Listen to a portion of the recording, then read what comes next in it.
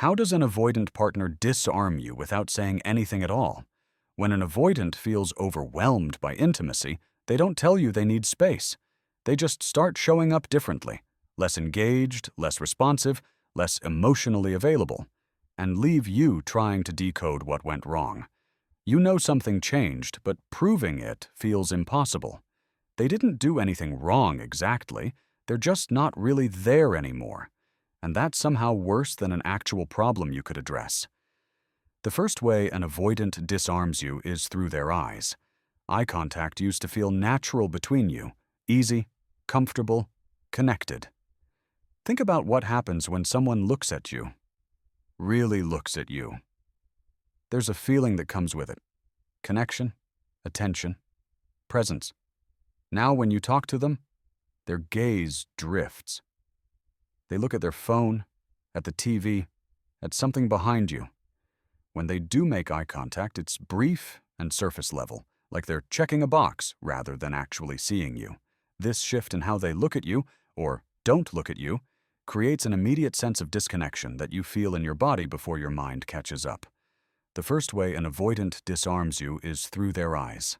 Eye contact used to feel natural between you, easy, comfortable, connected. Now when you talk to them, their gaze drifts. They look at their phone, at the TV, at something behind you. When they do make eye contact, it's brief and surface level, like they're checking a box rather than actually seeing you. This shift in how they look at you, or don't look at you, creates an immediate sense of disconnection that you feel in your body before your mind catches up. The power of this move is in its subtlety. They haven't said they're upset. They haven't announced they need distance. They're just not meeting your eyes the way they used to, and that absence of visual connection registers as rejection. Your brain interprets lack of eye contact as disinterest or discomfort, which triggers anxiety. You start wondering what you did wrong, why they can't look at you anymore, what changed. Meanwhile, the avoidant has successfully created emotional space without having to explain themselves or engage in any difficult conversation about their needs. This works because humans rely heavily on eye contact to gauge emotional safety in relationships. When someone stops offering that connection, it destabilizes your sense of security with them. You can't confront the absence of eye contact without sounding petty or paranoid. "Why won't you look at me?" Feels like an overreaction to something small, but the feeling it creates isn't small at all. It's the growing awareness that intimacy is being withdrawn, and you have no idea why. Physical space operates on the same principle. Your body knows when someone is close and when they're not. Distance between two people isn't just physical. It carries emotional meaning. When someone who used to stand close starts keeping more space between you, that shift communicates something, even if nothing is said out loud. An avoidant doesn't announce they're creating distance. They just start occupying space differently. They used to sit next to you on the couch. Now they choose the opposite end or a different chair entirely. They used to stand close when you talked in the kitchen. Now there's always a counter or table between you. They used to sleep curled toward you in bed. Now they face the wall, claiming they sleep better that way. Each of these adjustments seems minor in isolation.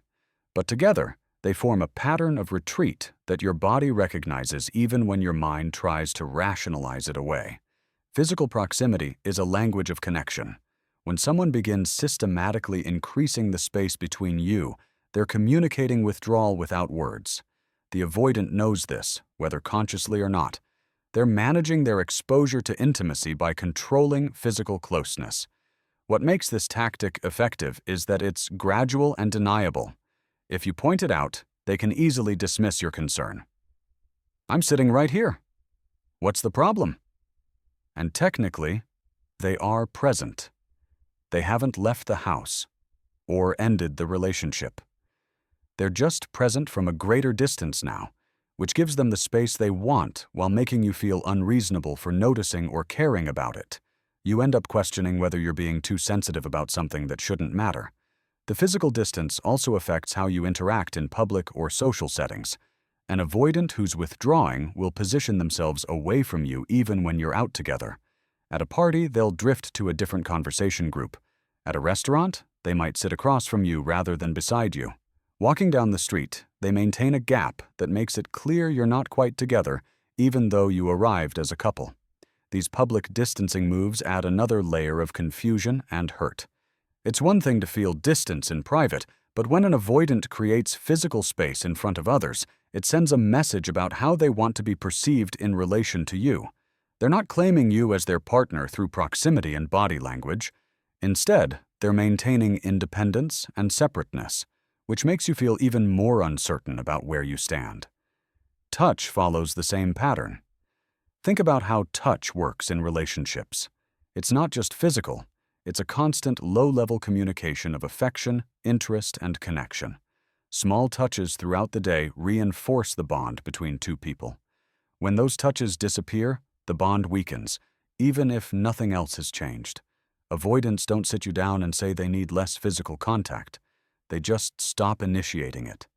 The casual touches that used to happen throughout the day. A hand on your back, fingers brushing your arm, a quick kiss when passing, in the hallway, slowly vanish. When you initiate touch, they don't exactly reject it, but they don't fully receive it either. They might stiffen slightly, or pull away after a brief moment, or redirect the interaction towards something else that doesn't require physical contact. This withdrawal of touch creates a specific kind of loneliness. You're with someone, but you can't reach them. The physical barrier they've erected makes you feel isolated even when they're in the same room. And because they're not explicitly refusing your touch, just not reciprocating or sustaining it, you can't call them out without seeming needy or demanding. The avoidant maintains control by keeping you at arm's length while never having to admit that's what they're doing. The absence of touch also makes you doubt yourself. You start wondering if you're touching them too much, if you're being clingy, if your need for physical affection is excessive. The avoidant's silent retreat from touch puts the burden on you to either accept the distance or risk looking desperate by continuing to reach for someone who's clearly pulling back. Conversation changes in a way that's hard to pinpoint, but impossible to ignore. Here's how communication works. It's not just about exchanging information. It's about engagement, interest, emotional presence. When someone is truly present in a conversation, you can feel it. When they're not, you can feel that too, even if they're saying all the right words. And avoidance responses become shorter. Where they used to elaborate, now they give you one-word answers or brief acknowledgments. How was your day? Used to lead to actual conversation. Now it gets fine or good with nothing else offered. They're still answering your questions, so technically they're communicating. But the quality of that communication has dropped off a cliff, and the emotional content has disappeared entirely. They also stop asking questions. Interest in your life, your thoughts, your feelings, all of that fades. They're not rude about it. They just stop being curious. Conversations become one-sided, with you doing most of the talking and them offering minimal engagement in return. This creates an exhausting dynamic where you're constantly trying to maintain connection through conversation while they coast along with the bare minimum. The timing of their responses shifts too. They used to text back relatively quickly. Now hours pass before you hear from them. They're still responding eventually, so they haven't ghosted you. But the delay sends a message. You're not a priority right now. Whatever else they're doing matters more than maintaining quick communication with you. This slowdown in response time is another way avoidants create distance without having to verbally establish boundaries. What changes most noticeably is the depth of conversation. An avoidant in withdrawal mode keeps everything surface level. They'll talk about work, logistics, what's for dinner, anything that doesn't require emotional vulnerability or deeper sharing. When you try to steer the conversation toward feelings, relationship topics, or anything meaningful, they deflect or shut down. They might change the subject, give a dismissive response, or claim they don't want to get into it right now. This avoidance of depth keeps you locked out of their inner world. You have no idea what they're actually thinking or feeling because they won't share it. The relationship exists only in the shallow end, and any attempt to go deeper is blocked. You're left having the same empty conversations over and over, never able to address what's really happening between you because the avoidant won't engage with anything real. Energy level is another silent signal that's devastating in its simplicity. Energy is something you sense rather than measure. You know when someone is enthusiastic, engaged, excited to see you. You also know when they're going through the motions, showing up but not really present. That shift in energy is one of the clearest signs that an avoidant is withdrawing. They used to light up when you walked into the room. Now their expression barely changes. They used to make plans with excitement, talking about things you'd do together and places you'd go. Now when you suggest something, they respond with lukewarm agreement or vague maybes that never solidify into actual plans. The spark that used to exist between you has dimmed, and they're the one who turned down the dial. This drop in energy makes every interaction feel flat. You're bringing your full self to the relationship, and they're bringing maybe 30%. That imbalance is exhausting. You start working harder to generate the energy that used to come naturally from both of you, which only highlights how much they've checked out. The avoidant doesn't have to say they're losing interest. Their energy level broadcasts it clearly. What makes this particularly disarming is that energy isn't something you can demand or negotiate. You can't tell someone to be more excited about you. Either they are or they aren't. So when an avoidant's energy drops, you're left with no recourse. Bringing it up makes you sound insecure or demanding. Ignoring it means accepting a relationship that feels increasingly empty. The avoidant has put you in a position where there's no good move to make. Availability becomes restricted in ways that feel arbitrary but aren't. Availability is about more than just being physically present. It's about being emotionally accessible, open to connection, willing to engage. When an avoidant starts limiting their availability, they're controlling how much access you have to them and when. They used to be flexible about spending time together. Now they're suddenly busy with things that didn't used to take up so much of their schedule. Work demands more attention. Hobbies become non-negotiable. Time with friends takes priority. None of these things are inherently wrong, but the pattern is clear. They're filling their schedule in a way that leaves less room for you. When you do spend time together, there's often a time limit now. They can hang out, but only for a couple hours because they have something else after. They can see you tonight, but they need to leave by 9. These restrictions weren't there before, or they were flexible. Now they're firm, and any attempt to extend the time together is met with resistance or excuses. This controlled availability keeps you at a distance while maintaining the appearance of a relationship. The avoidant is still showing up, still seeing you, still technically present in your life. But the quality and quantity of that presence has been carefully limited to a level they can manage without feeling overwhelmed. You're left with just enough contact to keep the relationship going, but not enough to satisfy your actual needs for connection. The really difficult part is that when you do get their time, it often feels like they're counting down the minutes until they can leave. Their attention is divided. They're present, but also already mentally checked out, thinking about whatever comes next. You can sense that they're enduring the time together rather than enjoying it, which makes you feel like a burden rather than a partner they want to be with. Future planning disappears almost entirely. Plans are how people signal investment in a relationship. When you talk about the future together, whether it's next weekend or next year, you're affirming that the relationship has continuity, that you see it lasting. When someone stops making plans with you, they're signaling the opposite. An avoidant stops suggesting future activities. They used to propose trips, events, things you'd do together down the line. Now when you bring up future plans, they're non-committal. "We'll see" becomes their default response. "Let's play it by ear" means they're not willing to lock anything in. "I'm not sure what my schedule looks like yet" is code for "I don't want to commit to spending time with you in advance."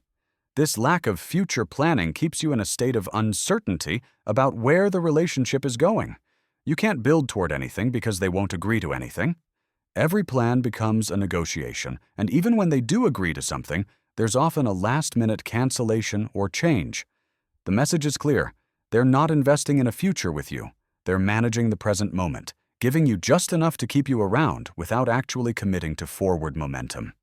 The absence of future planning also means you can't discuss deeper relationship topics. Moving in together, meeting each other's families, taking a bigger trip, making any kind of commitment. All of that requires planning, and the avoidant won't engage with it. They shut down those conversations by avoiding them entirely or by giving answers so vague they're meaningless. You're left in relationship limbo, unable to move forward because your partner won't discuss what forward even looks like. Affection becomes transactional and conditional. Affection used to flow freely between you. Now it feels like something the avoidant ratios carefully, doling it out in controlled amounts when absolutely necessary. They're affectionate when they want something, sex, a favor, to smooth over a situation where they feel guilty about their distance. But outside those specific contexts, the warmth disappears. This creates a confusing dynamic where you get glimpses of the person they used to be, which keeps hope alive that things will return to normal. They'll have moments of closeness, usually triggered by something they need, and you'll think maybe they're coming back around. Then, as soon as they get what they wanted, the distance returns. The affection was a tool, not a genuine expression of feeling. You start to notice patterns in when they're warm versus when they're cold. The warmth appears strategically, almost like clockwork, whenever they sense you're about to pull back or confront them about the distance. A sudden burst of attention and affection pulls you back in, reassures you that they still care, keeps you invested. Then, once you're settled again, they retreat to their comfortable distance. This intermittent reinforcement is one of the most powerful ways an avoidant keeps you engaged without actually being emotionally available.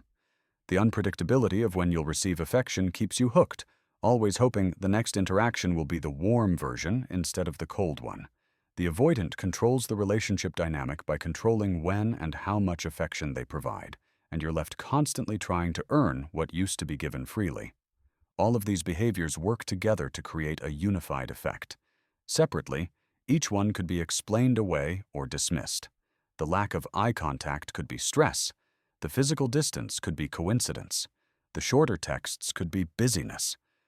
But when you step back and look at all of them happening simultaneously, the pattern becomes undeniable. The avoidant is systematically dismantling intimacy without ever having to announce what they're doing. This coordinated withdrawal is what makes it so disarming.